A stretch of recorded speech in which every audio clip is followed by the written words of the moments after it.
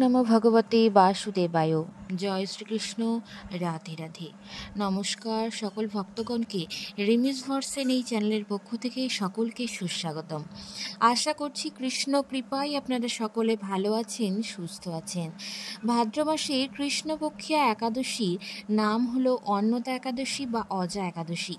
এবছর অর্থাৎ 2025 সালে অজা একাদশী শুরু হচ্ছে পয়লা ভাদ্র 1432 বঙ্গাব্দ এবং ইংরাজির 18 আগস্ট 2025 সোমবার সন্ধ্যা 6:09 এবং এই একাদশী তিথি থাকছে 2রা ভাদ্র 1432 বঙ্গাব্দ ইংরাজির 19 আগস্ট 2025 মঙ্গলবার। ওই দিন বিকাল 4:06 পর্যন্ত অজা একাদশী থাকছে, অর্থাৎ বাংলা পঞ্জিকা অনুযায়ী এবছর 2রা ভাদ্র 1432 বঙ্গাব্দ এবং ইংরাজির 19 আগস্ট 2025 মঙ্গলবার, অর্থাৎ আজকের দিনে সুসম্পন্ন হবে অজা একাদশী। দর্শক বন্ধুরা, আজকের পর্বটিতে অজা একাদশী বা অন্নদা একাদশীর ব্রতকথা পাঠ করে শোনাবো। আপনারা অবশ্যই পুজোর শেষে একটিবার হলেও এই ব্রতকথা শ্রবণ করবেন।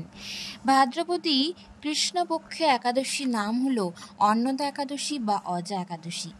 এই একাদশীর মাহাত্ম্য কথা ব্রহ্মবৈবর্ত পুরাণে বর্ণনা করা হয়েছে। মহারাজ যুধিষ্ঠির বললেন, হে কৃষ্ণ, ভাদ্র মাসের কৃষ্ণপক্ষে একাদশীর নাম কি তা শুনতে আমি অত্যন্ত আগ্রহী। শ্রীকৃষ্ণ বললেন, হে রাজন, আমি সবিস্তারে এই একাদশীর কথা বর্ণনা করছি, আপনি একাগ্র চিত্তে শ্রবণ করুন। ভাদ্র মাসে কৃষ্ণপক্ষে একাদশীর নাম হলো অন্নদা একাদশী বা অজা একাদশী। এই তিথি সর্বপাপ বিনাশকারী। যিনি শ্রীহরির অর্চনে এই ব্রত পালন করেন তিনি সর্বপাপ মুক্ত হন। এমনকি এই ব্রতের নাম শ্রবণে রাশি রাশি পাপ থেকে মুক্ত পান। এই ব্রত প্রসঙ্গে একটি পৌরাণিক ইতিহাস রয়েছে।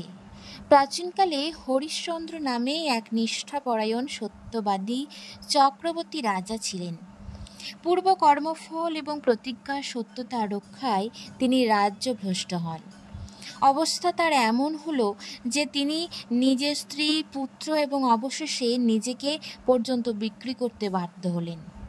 হে রাজেন্দ্র, এই পূর্ণবান রাজা চণ্ডালের দাসত্ব স্বীকার করেও সত্য রক্ষার্থে দৃঢ় নিষ্ঠা প্রদর্শন করেছিলেন। তিনি শ্মশানে মৃত ব্যক্তির বস্ত্র কর রূপে গ্রহণ করেছিলেন।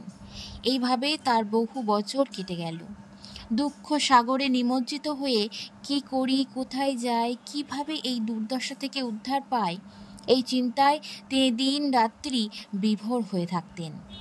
এমন সময় দৈবক্রমে পর দুঃখে দুঃখী গৌতম ঋষি রাজার কাছে এলেন।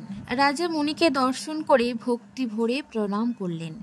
করজোড়ে তার সামনে দাঁড়িয়ে একে একে সমস্ত কথা জানালেন। রাজার দুঃখের কথা শুনে মুনিবর বিস্মৃত হলেন। অত্যন্ত ব্যথিত হয়ে তিনি বললেন, হে রাজন, ভাদ্র মাসের কৃষ্ণপক্ষে একাদশী অন্নদা নামে প্রসিদ্ধ। আপনি এই ব্রত পালন করুন। এই ব্রতের প্রভাবে আপনার সমস্ত পাপের বিনাশ হবে। আপনার ভাগ্যবশত আপনি 7 দিন পরে এই তিথির আবির্ভাব হবে। এদিন উপবাস থেকে রাত্রি জাগরণ করবেন। এইভাবে ব্রত উদযাপনে আপনার সমস্ত পাপ ক্ষয় হবে। হে রাজন, আপনার পূর্ণ প্রভাবে আমি এখানে এসেছি। এই কথা বলে গৌতম মুনি অন্তর্হিত হলেন। ঋষিবরের উপদেশ মতো তিনি শ্রদ্ধা সহকারে সেই ব্রত পালন করলেন। তার ফলে তার সমস্ত পাপ দূর হলো। হে মহারাজ, এই ব্রতের প্রভাব শ্রবণ করুন। যথাবিধি এই ব্রত পালনে বহু বছরের দুঃখ ভোগের অবসান হয়। ব্রতের প্রভাবে রাজা হরিশ্চন্দ্রের সকল দুঃখ সমাপ্ত হয়। পুনরায় তিনি স্ত্রীকে ফিরে পেলেন। তার মৃত পুত্র জীবিত হলো। আকাশ থেকে দৈবগণ পুষ্প বর্ষণ করতে লাগলেন। নিকণ্ঠ রাজ্য সুখ ভোগ করে অবশেষে আত্মীয় স্বজন নগরবাসী সহ স্বর্গে তিনি গমন করলেন। যে মানুষ নিষ্ঠা সহকারে এই ব্রত পালন করেন তিনি শ্রীহরির চরণে ভক্তি লাভ করে। অবশেষে তিনি দিব্যধাম গমন করেন। এই ব্রতের মাহাত্ম্য পাঠ এবং শ্রবণে অশ্বমেধ যজ্ঞের সমান ফল লাভ হয়। অন্নদা একাদশীর ব্রতকথা সমাপ্ত হইল। এই অন্নদা একাদশীর ব্রতকথা শ্রবণ করলে হৃদয়কে পবিত্র করে, অতীতের সকল পাপ পরিষ্কার করে এবং শরীর ও আত্মা উভয়কে পুষ্ট করে। যে ব্যক্তি ভক্তি সহকারে এই একাদশীর ব্রত পালন করে সেই ব্যক্তি মহান আধ্যাত্মিক পুণ্য লাভ করতে পারে।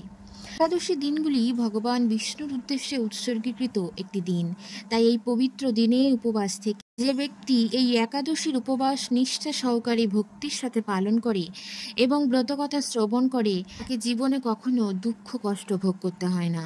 তাই দর্শক বন্ধুরা, আজকের দিনে অবশ্যই একটিবার হলেও এই অন্নদা একাদশীর ব্রতকথা শ্রবণ করবেন। দর্শকগণ, পর্বটি আজ এই পর্যন্তই। সকলে ভালো থাকুন। আবার আপনাদের সাথে দেখা হবে নতুন কোনো পর্ব নিয়ে। হরে কৃষ্ণ, রাধে রাধে।